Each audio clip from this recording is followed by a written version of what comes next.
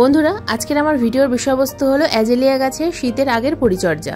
Azalea মূলত একটি শীত প্রধান অঞ্চলের গাছ, কিন্তু আমরা এই অ্যাজেলিয়া গাছকে আমাদের ছাদ বাগানে নিয়ে এসে প্রতিস্থাপন করি। কিছুদিন পর গাছটা কয়েকটা ফুল ফোটার পর মারা যায়। তো এই সমস্যাগুলো কেন হয় এবং এই শীতের আগে আমরা কোন খাবার প্রয়োগ করলে অ্যাজেলিয়া গাছে প্রচুর পরিমাণে ফুল আসবে, তাছাড়া সারা বছর এই অ্যাজেলিয়া গাছকে বাঁচিয়ে রাখার জন্য বলবো কয়েকটা টিপস, যে টিপসগুলো ফলো করলে আমাদের বাগানে অ্যাজেলিয়া গাছ সারা বছর বেঁচে থাকবে।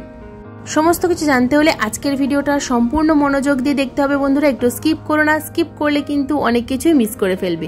নমস্কার, আমি লাবণী, আমার বাগানে তোমাদের সবাইকে জানাই স্বাগত। বন্ধুরা ভিডিওর প্রথমেই যেমন বলেছি, অ্যাজেলিয়া হলো একটি শীত প্রধান অঞ্চলের গাছ। অতিরিক্ত গরমে কিন্তু এই গাছ বাঁচে না।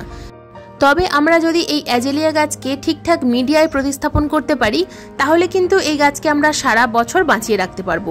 অতিরিক্ত গরমের মধ্যেও বাঁচিয়ে রাখতে পারবো এবং অতিরিক্ত বৃষ্টির মধ্যেও বাঁচিয়ে রাখতে পারবো। কোনো রকম কোনো সমস্যা কিন্তু এই গাছে দেখা যাবে না। বন্ধুরা অ্যাজেলিয়া গাছকে সারা বছর বাঁচিয়ে রাখার জন্য এবং প্রচুর পরিমাণে ফুল পাওয়ার জন্য মেনে চলতে হবে কয়েকটা টিপস। তো প্রথমেই বলবো টিপস নাম্বার 1, কোন ধরনের মিডিয়ায় আমরা এই অ্যাজেলিয়া গাছকে প্রতিস্থাপন করতে পারবো। আমি যেভাবে প্রতিস্থাপন করেছি সেটাই তোমাদের সাথে শেয়ার করব। আমি প্রতিস্থাপন করেছি 70% সিন্ডার এবং 30% কম্পোস্ট। এই দুটো মিডিয়া মিশিয়েই কিন্তু আমি এই অ্যাজেলিয়া গাছকে প্রতিস্থাপন করেছি। তো কিভাবে প্রতিস্থাপন করেছিলাম সেই নিয়ে কিন্তু আমার চ্যানেলে ভিডিও রয়েছে, তোমরা চাইলে আমি ডেসক্রিপশন বক্সে লিংক দিয়ে দেবো। তো আমি এই ধরনের মিডিয়াতে প্রতিস্থাপন করে সারা বছর গাছটাকে বাঁচিয়ে রেখেছি এবং গাছটাতে কিন্তু প্রচুর পরিমাণে ফুল ফুটছে। বন্ধুরা এবার আসি টিপস নাম্বার 2, অতিরিক্ত গরমে এই গাছের কিন্তু পাতা পোড়ার সমস্যা শুরু হয়। তোমরা দেখতেই পাচ্ছ গাছটার মধ্যে প্রচুর পরিমাণে পাতা পোড়ার সমস্যা আছে। তবে এই যে পাতা পোড়াটা দেখছো, এগুলো কিন্তু অতিরিক্ত গরমের জন্য, সূর্যের অতিরিক্ত টেম্পারেচারের জন্য এই পাতা পোড়ার সমস্যাটা হয়েছে। তো যখনই তোমরা লক্ষ্য করবে যে প্রচুর পরিমাণে পাতা পুড়ে ঝরে যাচ্ছে, তাহলে জানবে যে রুটের সমস্যা হয়েছে। তবে দুটো একটা পাতা পুড়ে গেলে কোনো অসুবিধা নেই, অতিরিক্ত টেম্পারেচারের জন্য হয়েছে। আবার যখন ঠান্ডা আসবে আবার গাছটা কিন্তু ঠিকঠাকভাবে বৃদ্ধি পাবে। টিপস নাম্বার 3, এর যে মিডিয়া বন্ধুরা, এই মিডিয়া যেন সবসময় হালকা ময়েশ্চার থাকে। সেই কারণেই আমি কিন্তু সিন্ডারের সঙ্গে 30% কম্পোস্ট মিশিয়ে প্রতিস্থাপন করেছি। যে কারণে আমি যখনই জল প্রয়োগ করবো, গাছের এই টবের যে মিডিয়া, এটা কিন্তু সবসময় ভেজা ভেজা থাকবে, আর্দ্র থাকবে। কারণ পাহাড়ি অঞ্চলে এই গাছগুলো যেখানেই থাকে সেখানে কিন্তু ছায়া জায়গায় থাকে এবং সেখানে সবসময় একটা ময়েশ্চার মেনটেন করে। সেই কারণে কিন্তু এই গাছগুলো সবসময় ভালো থাকে। আর আমাদের এখানে যেহেতু অতিরিক্ত বৃষ্টি হয়, সবসময় বৃষ্টির ফলে গাছের গোড়ায় জল জমে ধীরে ধীরে গাছটা কিন্তু মারা যায়, রুট পচে যায় এবং গাছটা সম্পূর্ণ কালো হয়ে পাতা ঝরে পড়ে এবং ধীরে ধীরে গাছটা মারা যায়। তো এই গাছ আমরা যখন ডিসেম্বর মাসে কিনে এনে প্রতিস্থাপন করি, 3-4 মাস গাছটা আমাদের বাগানে ফুল দেয়, তারপর কিন্তু ধীরে ধীরে দেখা যায় এপ্রিল মাস শুরু হওয়ার সাথে সাথে গাছটা মারা যায়। তো এই ভয়ে আমরা কিন্তু এই অ্যাজেলিয়া গাছ প্রতিস্থাপন করতে পারি না। তবে আমি যেভাবে মিডিয়া তৈরি করা তোমাদের বললাম, এইভাবে যদি তোমরা এই ডিসেম্বর মাসে অ্যাজেলিয়া গাছ কিনে এনে প্রতিস্থাপন করতে পারো, খুব সুন্দর কিন্তু গাছটার বৃদ্ধি হবে। টিপস নাম্বার 4, এই অ্যাজেলিয়া গাছ আমরা কোথায় রাখবো। অ্যাজেলিয়া গাছ যেহেতু প্রচুর পরিমাণে টেম্পারেচার সহ্য করতে পারে না, সেই কারণে একটু ছায়া জায়গায় রাখলে কিন্তু এই গাছটা ভালো থাকে।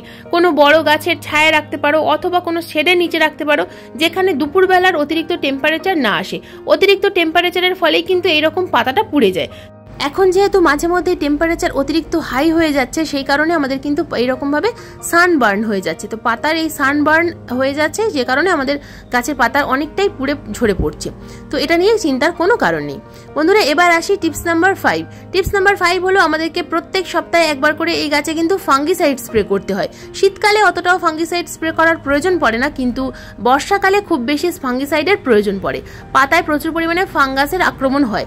কীটনাশক খুব বেশি প্রয়োগ করতে হয় না, কিন্তু ফাঙ্গিসাইডটা দিতেই হয়। তো আমি যেটা প্রয়োগ করি সেটা হলো অ্যামিস্টার টপ। এটা একটা ভালো মানের ফাঙ্গিসাইড। তোমরা তোমাদের হাতের কাছে যে ফাঙ্গিসাইড থাকবে সেটাই প্রয়োগ করো। যদি কোনো কপার অক্সিক্লোরাইড যুক্ত ফাঙ্গিসাইড থাকে সেটাও তোমরা প্রয়োগ করতে পারো।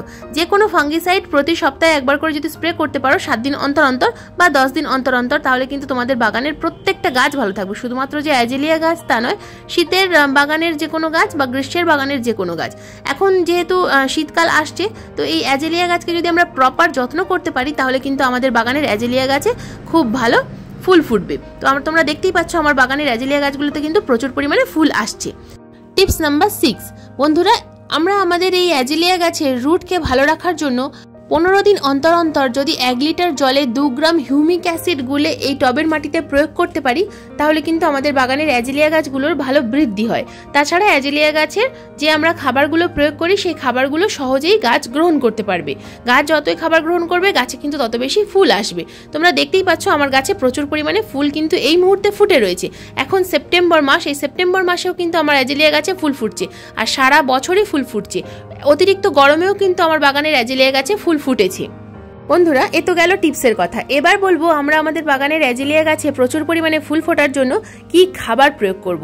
রাসায়নিক খাবার নয় বন্ধুরা, সম্পূর্ণ জৈব খাবার প্রয়োগ করেই কিন্তু আমার গাছে এরকম ফুল ফোটে।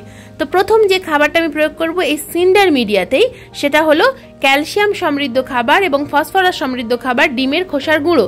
কাঁচা ডিমের খোসা ভালোভাবে রোদ্দুরে শুকনো করে প্রথমে ধুয়ে নিতে হবে, তারপর রোদ্দুরে শুকনো করে গুঁড়ো করে নিয়েছি। তো এই একটা 8 ইঞ্চি টবে আমি 1 চামচ পরিমাণ ডিমের খোসার গুঁড়ো প্রয়োগ করলাম।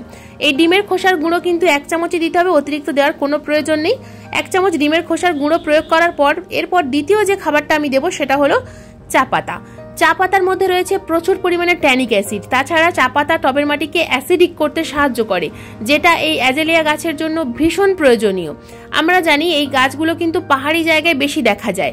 আমরা যখন দার্জিলিং, কার্শিয়াং, কালিম্পং এই সমস্ত জায়গায় বেড়াতে যাই তো এই যে অ্যাজেলিয়া গাছ আমরা দেখতে পাই ওখানে প্রচুর পরিমাণে হয়ে রয়েছে এবং সেখান থেকে কিন্তু আমরা অনেক সময় এই গাছ কিনে নিয়ে আসি। তো এগুলো কিন্তু মূলত এই চা পাতা, যে পচা চা পাতার মধ্যেও কিন্তু অনেক সময় হয়ে থাকে। তো এই চা পাতা আমি প্রত্যেক মাসে কিন্তু এইরকম 1/2 চামচ করে 2 বার প্রয়োগ করি 15 দিন অন্তর অন্তর। এরপর যে খাবারটা দিলাম বন্ধুরা এটা হলো কলার খোসার গুঁড়ো। 2 চামচ, মাত্র 2 চামচ পাকা কলার খোসার গুঁড়ো কিন্তু এই টবের মাটিতে প্রয়োগ করলাম। এই অ্যাজেলিয়া গাছে আমি কিন্তু পচা খাবার খুব একটা দিই না, কারণ পচা খাবার দিলে অ্যাজেলিয়া গাছের রুট পচে যাবে, গাছটা কিন্তু সম্পূর্ণরূপে মারা যাবে। তাই অ্যাজেলিয়া গাছে কিন্তু কখনোই কোনো কলার খোসার পচা বা অন্য কোনো পেঁয়াজের খোসার পচা জল আমি দিই না। যে কোনো খাবার আমি গুঁড়ো করে এইভাবে দিই। পেঁয়াজের খোসার গুঁড়ো মাঝে মধ্যে কিন্তু আমি প্রয়োগ করি কলার খোসার গুঁড়োর পরিবর্তে। এরপর দিয়ে দেবো আমি 2 মুঠো পরিমাণ ভার্মি কম্পোস্ট। এর পরিবর্তে তোমরা গোবর সারও দিতে পারো, তবে ভার্মি কম্পোস্টটাই দেওয়ার চেষ্টা করবে অথবা পাতা পচা সার দেওয়ার চেষ্টা করবে। তো ভার্মি কম্পোস্ট বা গোবর সার বা পাতা পচা সারের লিঙ্ক কিন্তু আমি ডেসক্রিপশন বক্সে দিয়ে রাখবো, তোমরা চাইলে কিন্তু বাই করতে পারো।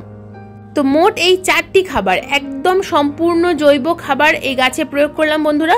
এই সম্পূর্ণ জৈব খাবার 15 দিন অন্তর অন্তর প্রয়োগ করবে। এখন সেপ্টেম্বর মাসের মাঝামাঝি সময় প্রয়োগ করো, আর একবার অক্টোবর মাসের প্রথমের দিকে প্রয়োগ করবে। তো দেখবে এই গাছে কিন্তু দুর্দান্ত তোমরা রেজাল্ট পাবে, প্রচুর পরিমাণে ফুল পাবে এবং মাঝে মধ্যে ফাঙ্গিসাইড তো অবশ্যই প্রয়োগ করবে আর হিউমিক অ্যাসিডটা প্রয়োগ করবে। তাহলে দেখবে গাছ নিয়ে আর কোনো সমস্যা থাকবে না, গাছে কিন্তু প্রচুর পরিমাণে ফুল আসবে। তবে বন্ধুরা চেষ্টা করবে গাছটা সিন্ডার মিডিয়াতে প্রতিস্থাপন করার জন্য। এরপর আসি বন্ধুরা এই গাছে মাইক্রোনিউট্রিয়েন্টসের কথায়। মাইক্রোনিউট্রিয়েন্টস আমি কিন্তু তোমাদেরকে প্রত্যেকটা ভিডিওতে বলে থাকি যে কোনো গাছে মাইক্রোনিউট্রিয়েন্টস অবশ্যই প্রয়োগ করতে হবে। এটা আমি সিউইড এক্সট্রাক্ট, ভাইভিটা এক্স এটাই আমি প্রয়োগ করি আমার গাছে। তোমাদেরকে এটা দেখাচ্ছি বলে যে এটা প্রয়োগ করতে হবে তা নয়। সিউইড এক্সট্রাক্ট যে কোনো কোম্পানির যে কোনো নামে পাওয়া যায়, তো সেটা তোমরা 1 লিটার জলে 2 ml গুলে গাছের পাতায় স্প্রে করবে। যদি গ্র্যানুয়েলস হয় সেটা টবের মাটিতে প্রয়োগ করবে, তাহলে দেখবে খুব ভালো রেজাল্ট পাবে। এই সিউইড এক্সট্রাক্ট এর মধ্যে প্রচুর ধরনের মাইক্রোনিউট্রিয়েন্টস রয়েছে।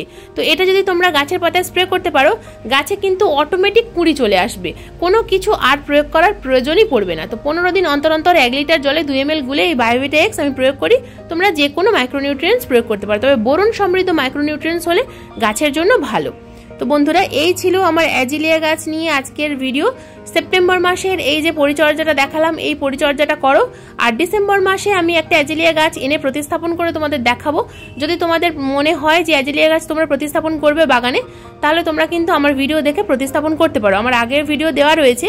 তো অ্যাজেলিয়া গাছ তোমরা চাইলেই কিন্তু তোমাদের বাগানে আনতে পারো, এনে প্রতিস্থাপন করতে পারো, কোনো চিন্তার কোনো কারণ নেই। অ্যাজেলিয়া গাছ তোমাদের বাগানে অবশ্যই হবে। আমি যেভাবে তোমাদের পরিচর্যা দেখাচ্ছি এইভাবে যদি তোমরা পরিচর্যা করতে পারো এবং সিন্ডার মিডিয়াতে যদি প্রতিস্থাপন করতে পারো, তাহলে অ্যাজেলিয়া গাছে প্রচুর পরিমাণে কিন্তু তোমাদের বাগানে ফুল ফুটবে।